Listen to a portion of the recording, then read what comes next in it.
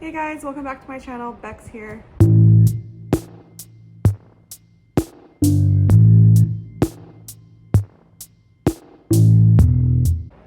Okay, so today I am bringing to y'all the mid-year freakout tag. I'm really excited. I've seen a lot of people, post this, and it's my first year to even acknowledge its existence and to know about it.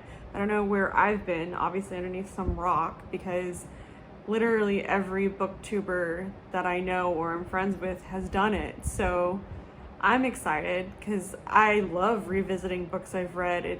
It's always a good time, and this is like the perfect excuse to do that.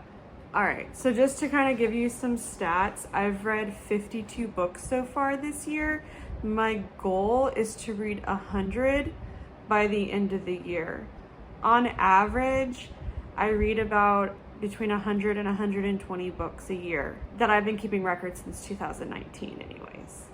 So we'll see where I fall. 125, I believe, is my best. And I'm at 52 right now, and it is the middle of the year. So that's exciting. So the first question is, what is the best book that you have read this year? I spent this morning going through all the books I've read, and I was able to narrow it down to 2 books. It's way too difficult to decide between these two. I loved both of them so much. The first book I'm going to tell you guys is The Girl and the Goddess by Nikita Gill. This was the first book I read this year. Talk about a beginning, talk about a start to this year. I was really excited that this is how I started off my year, and I read it within a few days. So what is Nikita Gill's book, The Girl and the Goddess, about? First thing I want you to know is that this book is written in verse. It is a memoir style, and it is about Nikita Gill. Now, who is she? She is from India. Her family is from India. Her and her family were personally impacted by partition, and they had to move due to war. And her family went through a lot of sad things, and she talks about her family's struggles. Also, she is an LGBT warrior. She is bisexual. She also has to leave India because of her sexual orientation, because it's actually illegal for a woman to be with a woman in India. And the writing is in verse, as I said. It's an absolutely beautiful style. Some of it is more poetry, other parts of it is in longer paragraphs. Also, she has artwork in this book. The artwork is absolutely stunning, and I couldn't just get over how amazing her artwork is. And she talks about also her struggles of being acknowledged as an artist. I mean, where's the question? Her artwork is absolutely beautiful. So, art teachers where she went to college, and like their thoughts on her and how she had to overcome people that stood in her way basically and say, no, I am going to be successful. I'm going to be a successful writer and artist. And she absolutely is. This is a breathtaking piece of art, and her story is absolutely amazing. I would definitely recommend this book, and it sits in my mind. I think about it. If you like books in verse, this is an absolute 10 out of 10. I highly recommend. One of my favorite books of this year. Sup guys, editing Rebecca here. So going back over the footage, the other book that I loved this year, I realized is a book for a secret vlog. So obviously I can't tell you what it is, and I already have one for this video, so I think that's fine. We'll just go with The Girl and the Goddess by Nikita Gill and call it a day. All right, back to old me. So the second question is what is the best sequel you've read this year? This is a no-brainer. Immediately, Jade War by Fonda Lee. But it's a fantasy perfection. There's magic, there's politics, there's war, there's like mobster-like elements. and there's family and very, very well written characters. An amazing series. I'm so excited to pick up the last book in the series, which is Jade Legacy, and this is one of my favorite books of the year too, but it is a sequel. So question number 3 is, what new releases do you want to read but haven't read yet? So obviously, as I just stated, Jade Legacy by Fonda Lee. Technically this came out at the end of last year, but it's still so recent that there's not even a paperback version of it on the shelves yet. So I'm gonna say it's still a new release. I keep trying to wait until I see the paperback version of it because I have the paperback version of the first 2 books. I might just cave in and buy the hardcover because I just really want to read it that bad. The next book that I really, really want to read is Life on the Rocks by Julie Burwald. This is a nonfiction about coral reefs. I got this at the book festival here in San Antonio a couple weeks back, and I didn't know this book existed until the book festival, but I was highly intrigued. This book came out very recently. I'm pretty sure this is the newest book that I own in reference to, you know, when it was released. It was definitely released this year. And so I don't really keep track of new releases so much. I read a lot of books that have been around for years and years, especially because I just started reading again in 2019. There's a lot I've missed out on, as well as I like to read classics and all kinds of things. But this is a new release on my shelves. I do have a couple of other books I've gotten, but they're series, and I don't want to start a new series right now until I've finished a couple. So this is definitely the book that I'm most anticipating that is from this year. Okay, so the 4th question is, what is the most anticipated book that you're wanting to read that hasn't come out yet but is coming out later in the year? I believe this book is coming out this year, if I'm not mistaken, and that is Carrie Soto is Back by Taylor Jenkins Reid. Let me make sure that's pronounced. Yep, Carrie Soto is Back by Taylor Jenkins Reid. I discovered Taylor Jenkins Reid last year. She's a very popular author, but I read Daisy Jones and the Six, and it was one of my favorite books of last year. So I definitely want to continue reading from her, and her newest book is coming out later this year, which is Carrie Soto is Back. Okay, so question number, is it 5 or 6? Question number 5 is, what is the most disappointing? So I haven't kept the other books. There's been 6 disappointing reads out of the 52 books I've read. 6 that really let me down or were just awful. But I've gotten rid of all of them except for the most recent, which is Lush Life by Richard Price. I had been highly anticipating reading this. I picked it up because I wanted to become more educated about gerrymandering, because recently in the city that I live in, they've actually passed new county lines, and I've been wanting to look into it a bit more. So when I saw this book, which was about that in New York, about gerrymandering happening in New York, I was like, absolutely. It is a novel, but I'm sure I can cross-reference, start learning terms and things of that nature. However, I got about 170 pages, maybe even 200 pages into this book. It was horrible. It just wasn't for me. I don't think it's for a lot of people either, from what I saw on Goodreads.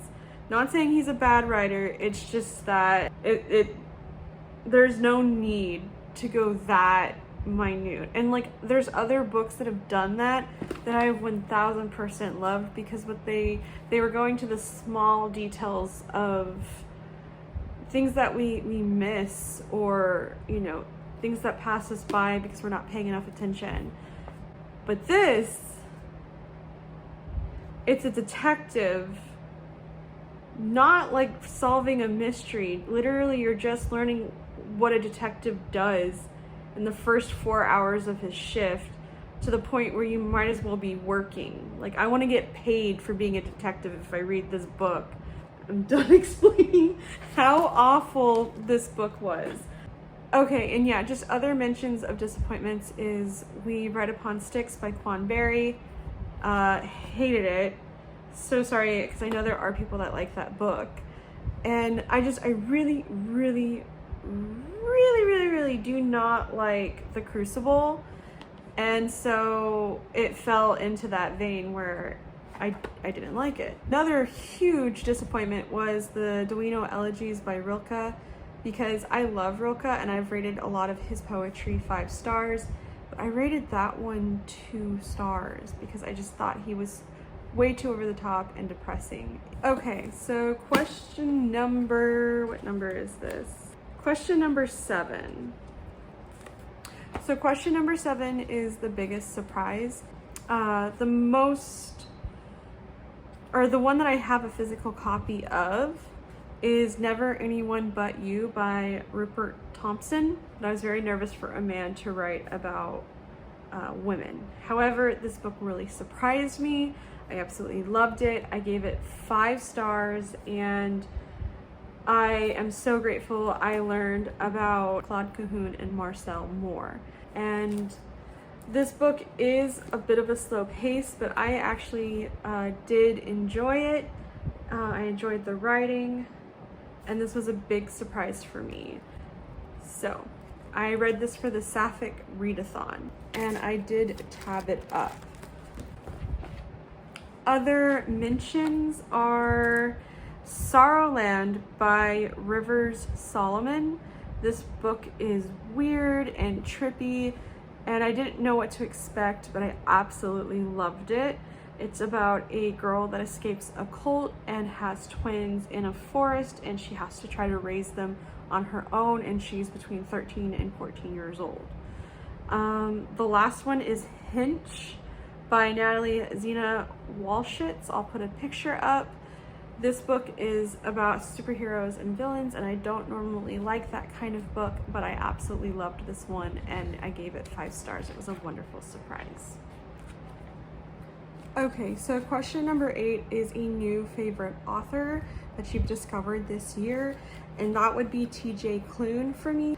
His writing style is just honestly the best. I would say that he is the closest, if not on the same level, since I read the Harry Potter stories when I was younger, the Harry Potter books when I was younger, and I feel like when you read a book that you love so much and just brings you into a world, you're constantly chasing other books like that. I recently had a conversation with one of my friends about this, and I was recommending these books to that friend, and I realized that the magic in his books and the way that he's able to bring you just, it seems, into a better world and a better place, and really has that escape from reality, is what I've been looking for and what TJ Klune provides. So this is a new favorite author, like, overall, but TJ Klune is just an amazing writer. I don't know if I know anybody else with his style, and I will read anything that TJ Klune writes at this point. I know he has a book coming out in 2023. It's something like with puppets, if I'm not mistaken. I will be reading that. Hands down, I'm so excited. I can't wait to read it. Okay, so the next question, question number 9, is new favorite crush. And I was going between characters in the Greenbound saga, but ultimately I decided that it is the Darkling in the Grisha trilogy. I read this whole series this year, and the Darkling, he's the bad guy, but I thought he was absolutely sexy or hot. I don't know if I can say that on BookTube. I thought he was yummy. He's a good time. Okay, so question number 10 is just your new favorite characters. I was able to narrow it down to 4, and that was really, really difficult. in The House Under the Earth, Under the Whispering Door by TJ Klune. May the Reaper is, I honestly just love her to death. She's so sweet and she cares so much, and she's a Reaper. I don't know, I tend to like Reapers in stories. I think they're funny, and she definitely is funny. Lan in Jade City, I really grew attached to this character, and he's such a good person and he cares about his family so much. Yeah, I really liked Lan in Jade City.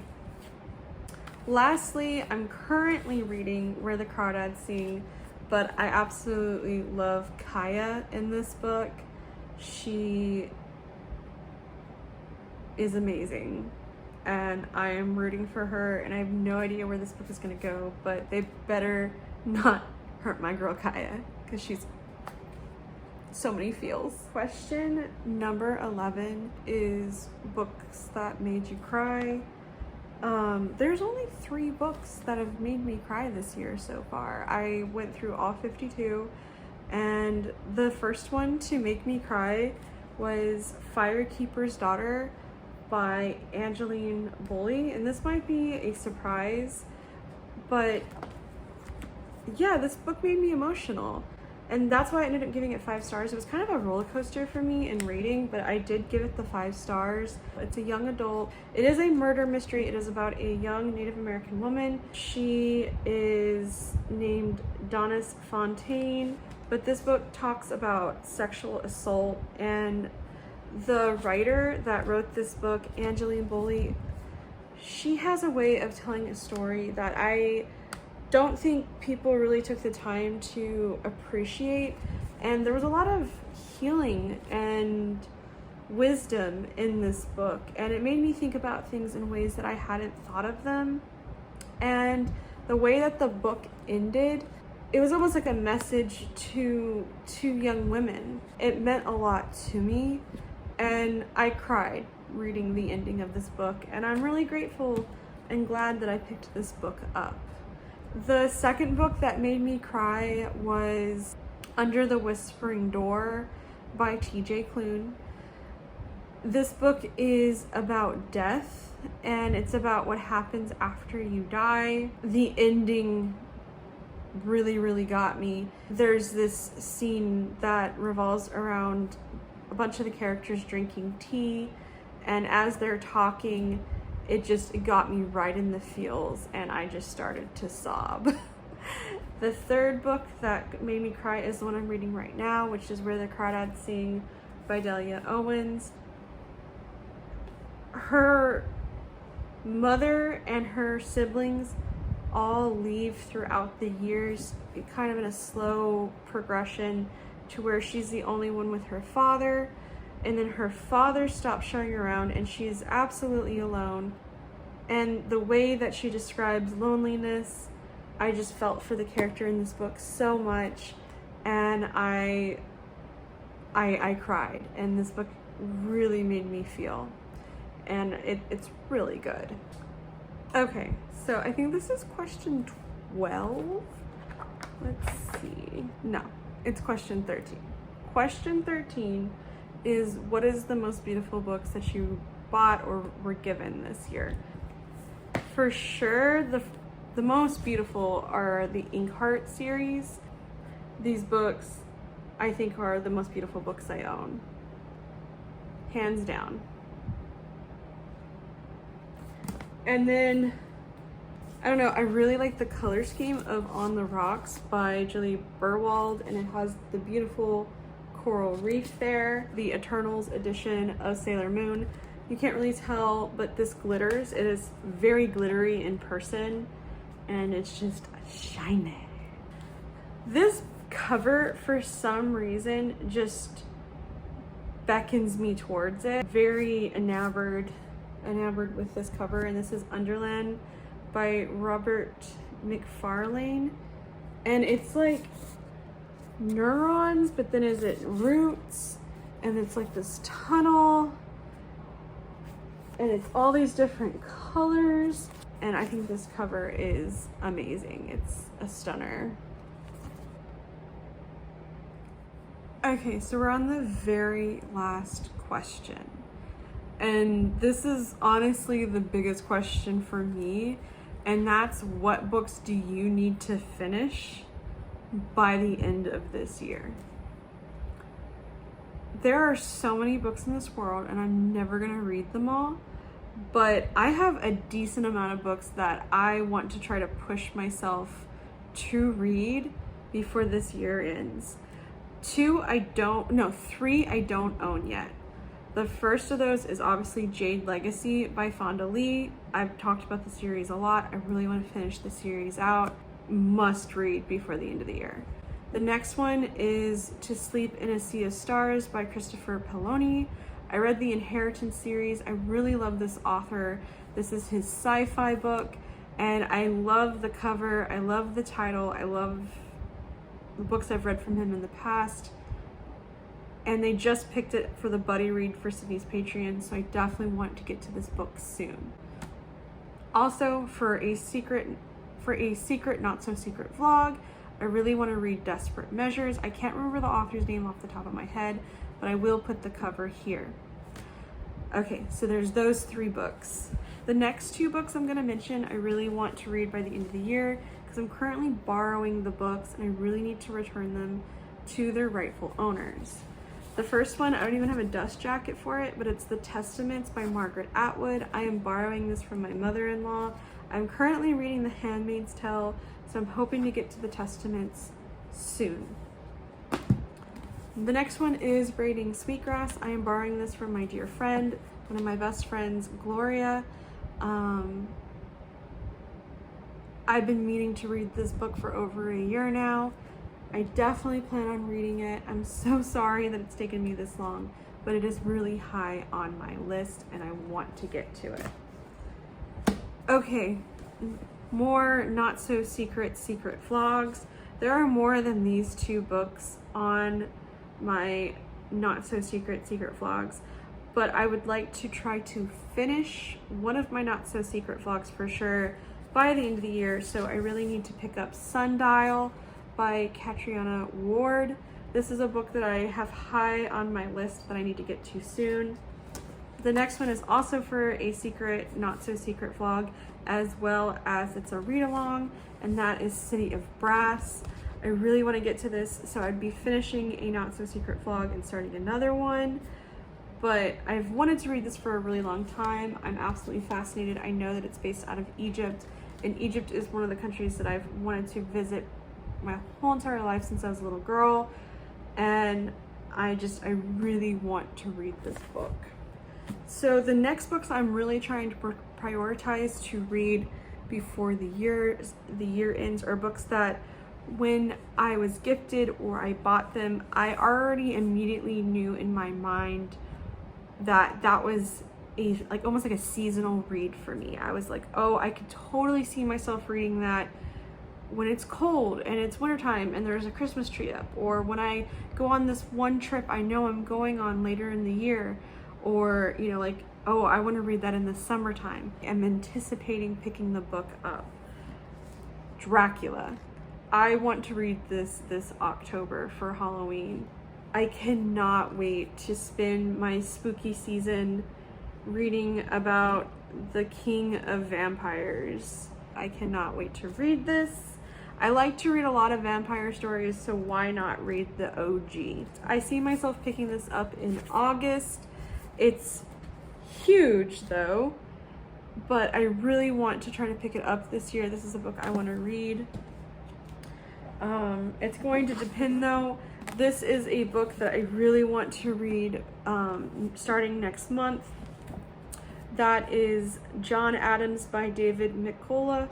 My goal is to read about, I'm starting with the United States because that's where I live, read every single president, a book about every single president, but then I don't want to stop there. I really want to start learning about history of other countries as well. My goal is to read a book from every country. I try to read a book about one president each year. So this would be the book on John Adams, and then next year would be Thomas Jefferson. Okay, so I don't know what's going on with my phone. I'm just gonna try to get through it so that we can end this book tag. I have a lot of books that I want to read by the end of the year. I'm trying to read more Shakespeare. So I read the first part of Henry VI. I want to get to the second part by the end of the year.